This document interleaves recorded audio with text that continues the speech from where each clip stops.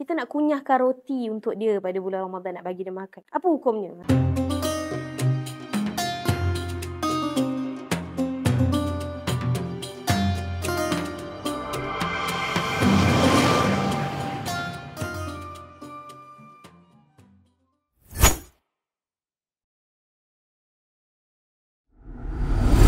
Boleh ke kalau bulan Ramadan ni kita ada anak kecil yang 6 bulan ke 7 bulan kan? Kita nak kunyahkan roti untuk dia pada bulan Ramadan, nak bagi dia makan. Apa hukumnya? Nanti orang bertanya, Ustazah, kalau saya tak kunyahkan roti untuk anak saya, macam mana anak saya nak telan ni? Membahayakan keselamatan dia. Dalam Islam cakap kita tak boleh memudaratkan orang lain. Pandai dah ibu-ibu sekarang ni. Jawapannya, kita boleh mengunyahkan anak kita makanan. Tapi bukan anak yang sekolah rendah. Yang dimaksudkan adalah bayi yang tak reti mengunyah. Okey. So, hukumnya secara ringkas, boleh. Akan tetapi, jika kita mengunyah, dalam kita kunyah-kunyah roti tu sambil tengok cerita, sambil tengok sinetron, tertelan, maka hukumnya telah menjadi asbab berlakunya batal puasa kita. Maka kalau kita risau, kalau kita kunyahkan makanan untuk anak-anak, kunyah pula lah tiba-tiba buah naga ke, buah apa pula, Allahu Akbar, ujian Ramadan tu. So kalau kita risau, kita tengah kunyah, lalu tertelan. Kita lebih risau tertelan berbanding tidak tertelan. Maka elakkan. Kerana apa? Kerana orang yang berpuasa, dia perlu berhati-hati dengan tindakan dia. Jika tindakan tersebut membatalkan puasa, maka dia perlu